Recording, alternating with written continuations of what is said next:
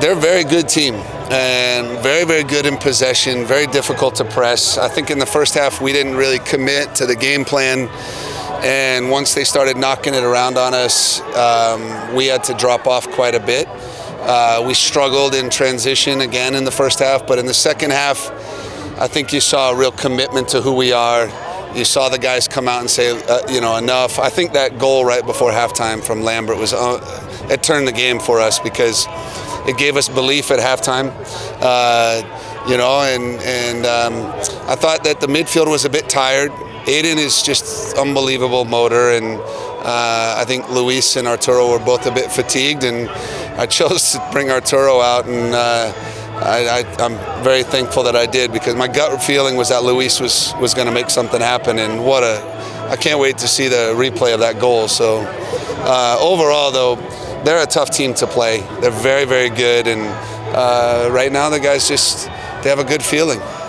Joey's been lively recently, and Calistri on the right wing, attacking mid pretty much wherever you play him. What does that add to the team, his versatility? He's deceptively fast, right? I mean, this kid, you don't know it, he's got a touch, and then he turns on the jets, and there's a couple times where I think that when you can beat guys and you can get behind teams and you can make things happen on the dribble like he does, it gives the team confidence. It gives them belief that we're okay, we're going to get a chance, we're going to get a moment. I think in the first half, no one was really showing that, but Joey Calistri in the second half, moving him into center mid, I think made a big difference for us. What was the thinking then that went into starting Joey over Santi or Marcus? Santi's ankle is still bothering him quite a bit. He's hobbling around a little bit.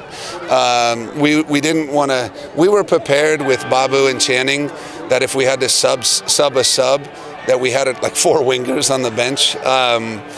But Marcus, like Calistri I told him that he's been here for a long time, and I think I have to show faith in him, and I think he's rewarded me with that trust and faith. And like I said, these are good guys, all of them. And Marcus knows that he's got to keep working and keep improving. And we want it to be competitive at every spot, but it's also about the team. If you ask any of them right now, they wouldn't care whether they started, played, or played the whole game or not. They would only care about the fact that we've won 6 straight. Well, speaking of that, 6 straight, you've got a lot of different kinds of wins in that. So how encouraging is that for you, that you can win a game when you're dominant, you can win a game when you're down, you can win a game when you're not playing as well as you'd like to?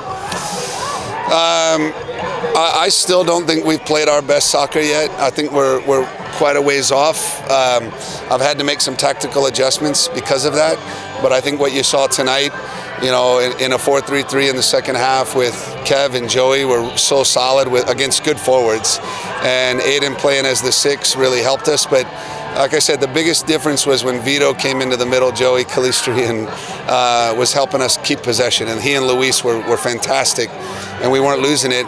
And then Marcus, Santi, and Greg showed some danger up front, and it was a little bit vintage Phoenix Rising. So where do you think things broke down on the goal that you conceded?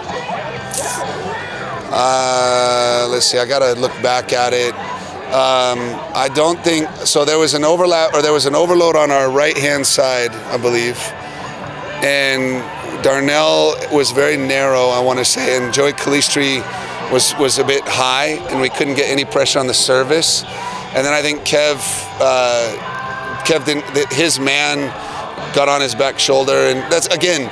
Lambert hasn't played a lot of center back, and when there's service in the box like that, you've got to be man-to-man. And I think Kev is just so big and so dominant that he just kind of attacks the ball wherever it is, and what a great service. I mean, at some point, if you make a couple of mistakes and you let them have a service, for them to serve the ball like that and to a guy like Josh Perez, you're going to get punished. And, I mean, we didn't crumble, though. That was a good sign. Is that the type of thing that just comes with more experience at the position for Kev? I believe most goals come from 3 mistakes, and it's not just Kev. It wasn't just Ben Lunt not coming for it. It wasn't Darnell. I mean, it starts with how did the ball get wide? Was Joey Calistri too high or too narrow? Was Darnell, did he not communicate? Did we not step out wide to put pressure on the crosser? And then at that point, because of the easy service, why weren't we man-to-man in the box? So I'm not going to put anything on any one player. They all know that I never do that, and I always look for the mistake in front of the mistake and show them how things can break down. How beneficial is it to have a center back that also is really good on the ball and kind of transition defense to attack?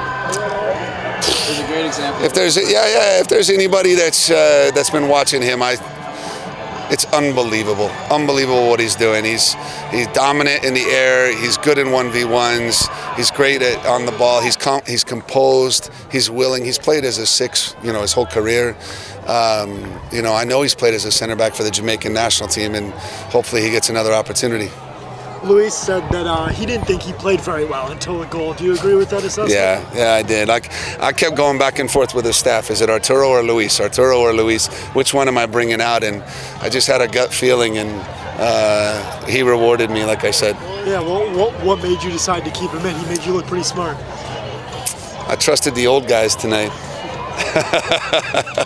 What has he brought to the team this season? He wasn't, at least among us, expected to be a starter before the season. He's played a ton and played really well. Experience. Here's a guy that in the big moments is not going to get scared. He's played in front of 60,000 fans in South America, and I know that. And I know that no matter what the game is like, that Luis will be fine. Looking ahead now to this next week, feels like a bit of a luxury. You got just over a week now. Any change since the start of the week for training? I'll give him an extra day off. That's about it.